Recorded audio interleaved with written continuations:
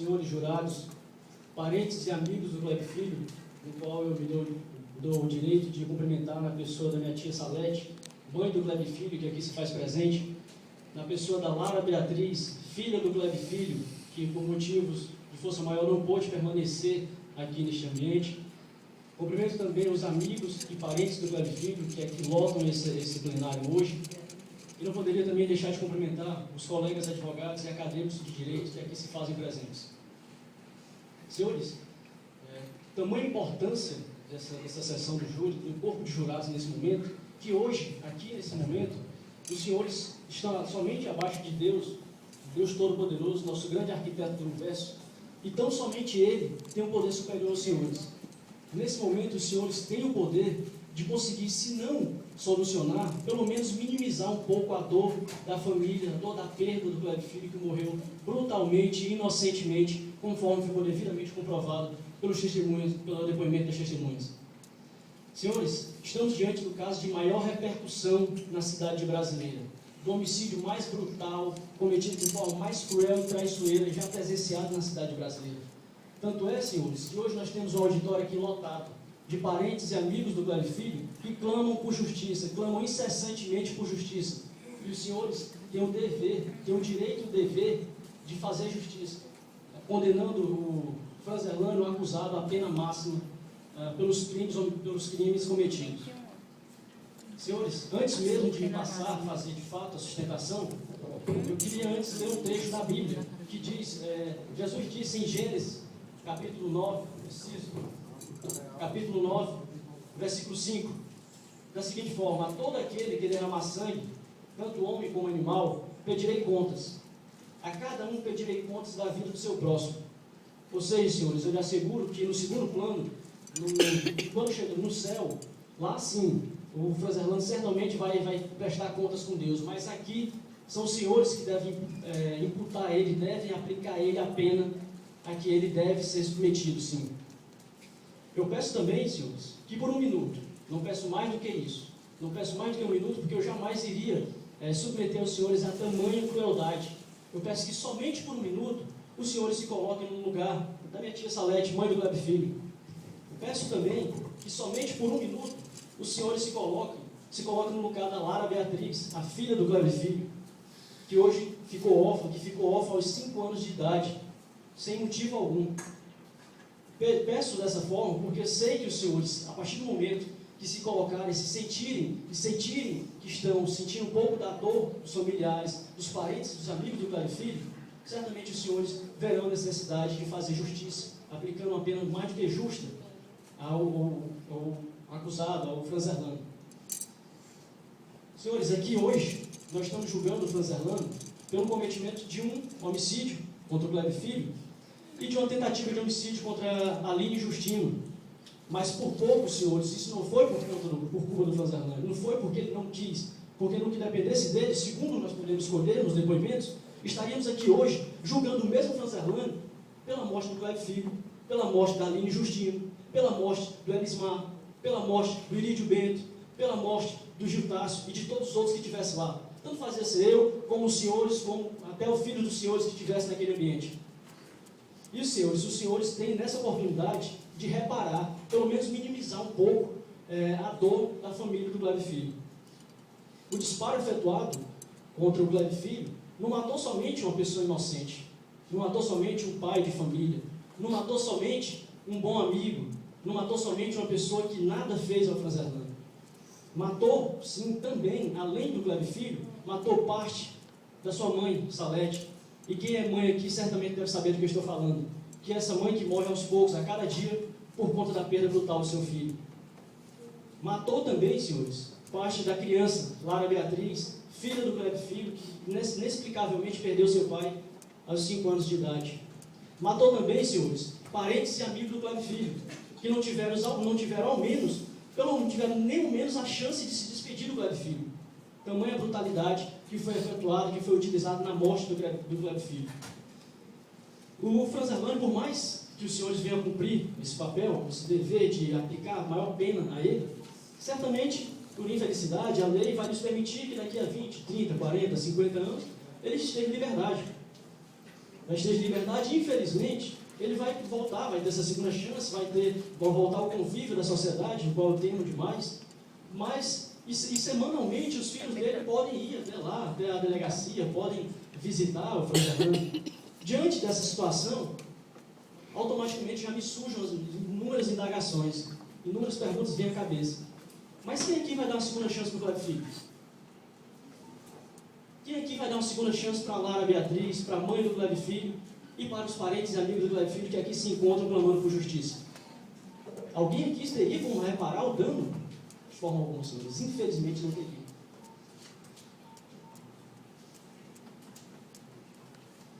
Bom, isso ainda não é tudo, senhores, porque nós podemos reparar aqui que o Franz Erlano, o acusado, diz em um dado momento que está arrependido. Só que ele frisa assim, que estou arrependido pela besteira que eu fiz na minha vida, não pelo que eu causei ao Cleber Filho. Ou seja, senhores, quem está arrependido pelo que fez, e não pela besteira que fez na sua própria vida. Isso demonstrando mais uma vez a frieza com que costuma agir o Franz Erlano, o autor do disparo que veio a vitimar o Cleber Filho. Também, uma certa vez, eu me peguei pensando numa situação cuja Lara Beatriz, filha do Cleber Filho, vai ter que se submeter a esse constrangimento anual. Eu imaginei que no Dia dos Pais, todo ano ela vai ter que passar por isso, embora seja no domingo, mas certamente é de costume das escolas anteciparem uma comemoração, ou seja, uma lembrancinha na sexta-feira, seja na segunda. E a Lara Beatriz vai estar entre as crianças que irão receber isso, essa lembrancinha na escola. Só que ao levar essa lembrancinha para casa, senhores, ela chegar lá não vai ter para quem entregar. Ela vai ter que guardar, esperar um dia, uma oportunidade de reencontrar com o pai. A única coisa que ela poderia fazer nesse momento seria ajoelhar, rezar e pedir para que os homens de bem dessa cidade, desse estado, façam justiça, sim. Com o passar dos anos e com o aumento do entendimento dela, Lara Beatriz, as pessoas vão indagar o motivo dela não ter para quem recorrer no Dia dos Pais ou em qualquer situação do cotidiano que ela automaticamente ela acionaria o seu pai. Ela vai dizer que o seu pai está no céu, que aqui na terra ele foi assassinado brutalmente, mas que os homens e as pessoas de bem, que no caso aqui são os senhores, tomaram as rédeas da situação e fizeram justiça aqui na terra. E é disso que se espera dos senhores. Senhores, nós não podemos também deixar passar batido, desapercebido aqui, a importância da vida. Esse que é o bem maior, esse aqui é o nosso bem maior assegurado por lei, esse que é o nosso bem maior assegurado pela nossa Constituição Federal. Senhores, mas para a defesa a vida é insignificante. A vida, senhores, ela é nada, ela é descartável, segundo a defesa. Segundo a defesa, aquele que bebe está apto a matar qualquer pessoa. Não existe uma lei que proíba você de beber, a não ser que você esteja dirigindo. Mas se do contrário você não está dirigindo e ingere bebida alcoólica, você está apto a cometer qualquer crime. Então, se ele vai um dia poder sair, não há nenhuma lei que proíba ele de beber, porque segundo ele, esse é um dos casos que eu não acredito, diga de passagem, bom, então, qualquer dia que o Franz Erlano vier a beber, ele pode cometer normalmente qualquer crime contra qualquer um dos senhores ou parentes aqui dos senhores, inclusive contra mim. Eu queria frisar esse ponto.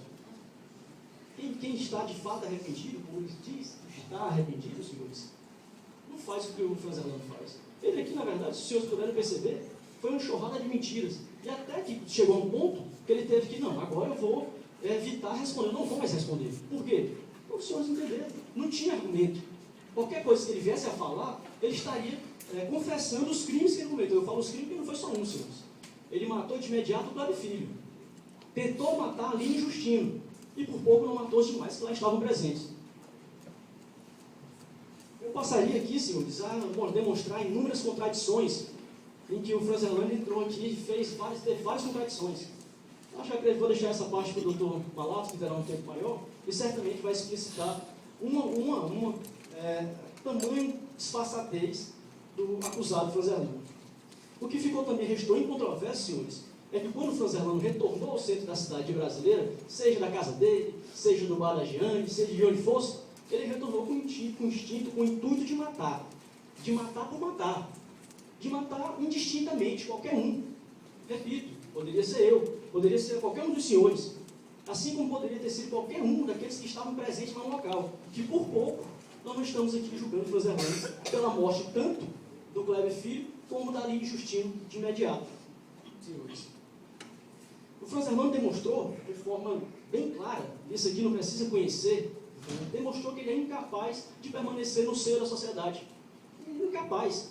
Porque para ele retornar, voltar a fazer o que ele fez, não tem nada que garanta que ele não vai retornar a fazer dessa forma.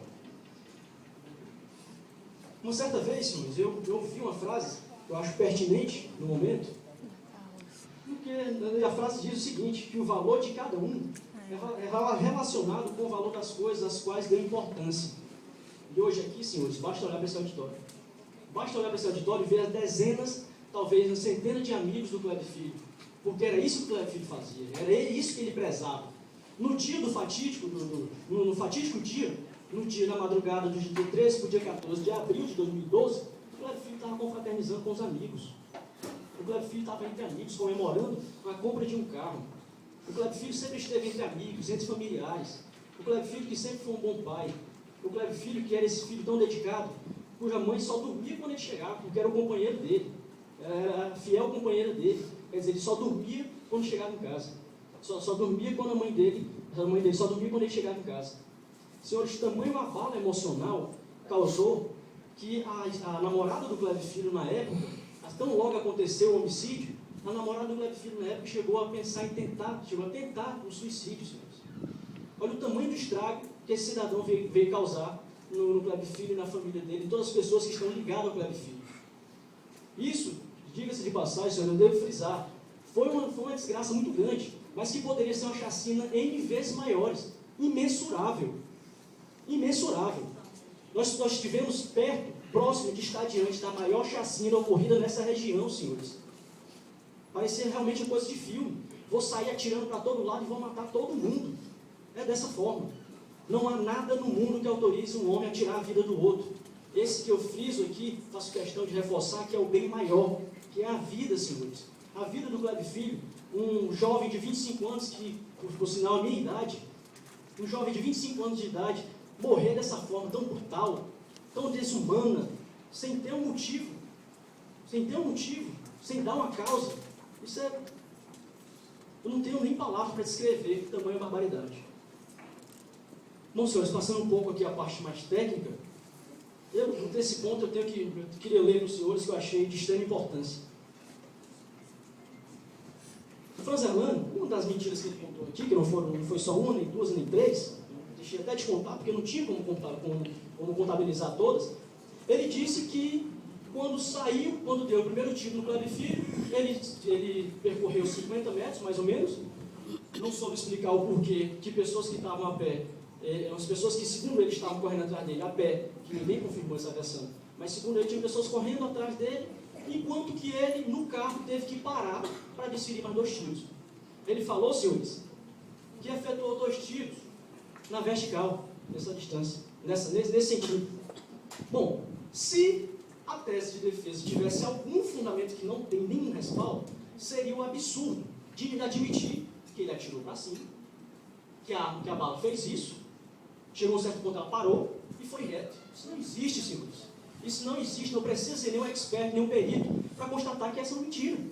Nós temos aqui um laudo pericial, um laudo técnico, que diz no item 9, segunda pergunta, é possível saber se a versão dada pela defesa de que os tiros que atingiram a árvore e a parede foram efetuados para o alto? Olha a resposta do perito, senhores. Os eventuais disparos que atingiram a árvore e a parede do imóvel, embora apresentem trajetória de tendência ascendente, não poderiam, por sua angulação, serem provenientes do disparo para o alto. O disparo foi efetuado na forma horizontal, senhores, com um claro e nítido intuito de matar indistintamente, matar por matar, senhores, devidamente comprovado. No outro ponto, que eu fiquei aqui de ler para os senhores, eu devia agora, nesse momento, eu devo elogiar a defesa, que a defesa foi fantástica. Nesse ponto, realmente, eu achei interessantíssimo. E passo a ler aqui, senhores, um trecho escrito pela defesa do Franz Hermann, folha 217, uma petição assinada pelo Dr. Antônio Mendes Moura, quando estava requerendo a perícia técnica para determinar se os tiros foram efetuados para cima ou para baixo, ou uma linha reta. Olha o que diz o Dr. Antônio Mendes, abre aspas, se a conclusão da perícia indicar que os tiros foram para cima, não há que se falar em tentativa de homicídio.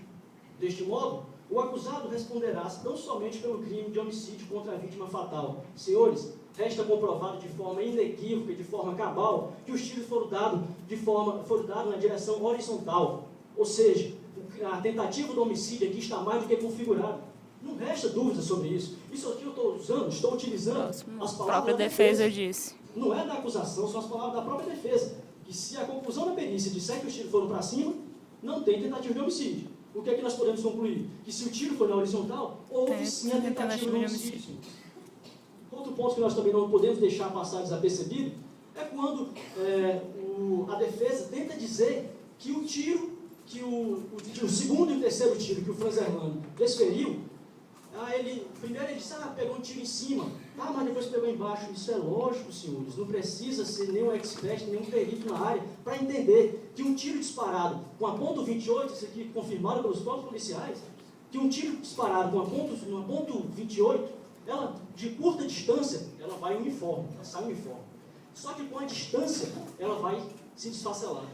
Ela vai abrir, ela vai aumentar o campo onde o alvo dela e onde ela vai atingir. E eu fiz algumas perguntas, aparentemente, até despretensiosas. Perguntei há quanto tempo ele tinha essa arma. Você costumava caçar? Ele disse que sempre caçou. Sempre teve o hobby de caçar. Bom, senhores, eu posso concluir que se ele tinha um hobby de caçar, ele sempre caçou e conhecia como ninguém a arma dele, ele sabia que o tiro de perto, como ele deu no Kleber Filho, indefensavelmente na boca do Kleber Filho, esse tiro realmente ia se desfacelar, ia matar tão somente o Kleber Filho. Mas se eu me distancio a uma distância aproximada de 40 a 50 metros, eu vou aumentar o meu campo. Então, se eu quero matar todo mundo, eu vou dar um tiro de 40 a 50 metros. Verdade. Bom, a título de exemplo mesmo, se eu pego um revólver 38, tanto faz eu dar um tiro aqui como um tiro de 20 metros, 30, 40, 50 metros, é um único só projétil. Enquanto que se tem uma ponto .28, que é uma espingarda, ela é formada por vários chumbos, balis, vários projéteis. Então, a tendência dela, senhores, é nada mais se desfacelar, abrir e atingir o maior número de pessoas possível. Por isso, que nós temos aqui as fotos, eu queria pedir aqui ao Dr. Malato, para que desse o ok aqui. Nós temos aqui, senhor, nessas fotos, da perícia, inclusive consta nos autos, volume 2, 2 cliques, doutor, 2 cliques, isso.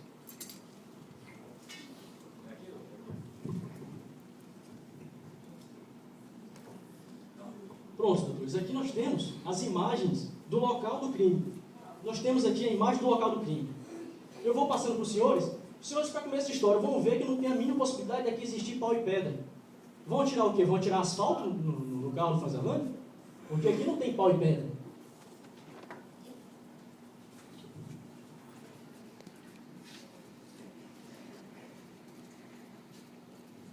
Bom, aqui também, senhores, aqui logo vocês podem visualizar que não há, isso aqui vai mostrar as marcas de bala. Pronto, aqui tem uma marca de bala, aqui nós temos na coluna, nós temos marca de bala na árvore, nós temos marca de bala, uma imagem mais aproximada, nós temos também na parede, começa aqui na parede, ali o delegado verificando, nós temos mais na frente umas imagens de marca de bala aqui na parede, marca de bala novamente na parede, em vários pontos diferentes, foram em torno, aí, acredito, de 8 a 10 balis, projéteis, chumbinhos que vieram atingir esse local.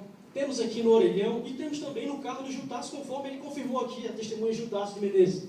Bom, senhores, dessa forma está mais do que explicado que é bem lógico que um tiro desferido de uma espingarda, ela vai ter um campo um alvo bem maior, ela vai atingir inúmeros locais. Então, daí está explicado. A testemunha, tentando induzir os senhores a erro, diz, bom, mas se o tiro passou em cima, a Aline tinha 1 metro e tanto, então ele não tentou atingir ela. Senhores, ele esqueceu só de dizer que os tiros proferidos pelo Franz Erlani, que foram 2, atingiram inúmeros alvos, pelo raciocínio lógico, pela conclusão lógica, que o tiro que ele desferiu se desfacelou, porque não foi um equívoco, não foi um infortúnio que aconteceu, não foi algo inovador, é dessa forma que a arma age, dessa forma que a arma ponto .28 faz. Ela de perto, a tendência é se manter uniforme. Quanto maior a distância, ela vai se desfacelando. É dessa forma mesmo. E só para encerrar, doutor, gostaria de pedir aos senhores, nesse último momento, pedir a condenação, no máximo, na pena máxima, ao Franz Erlani. Mas não gostaria aqui de pedir por mim, não, senhores. Gostaria de pedir pela vida, pela importância da vida. Gostaria de pedir pela família do Kleber Filho. Gostaria de pedir pela sociedade brasileirense. Gostaria de pedir em nome da moral e dos bons costumes que seja feita justiça sim e que aplique a pena máxima a esse indivíduo que não merece estar no seio da sociedade. Essas são minhas palavras. Muito obrigado.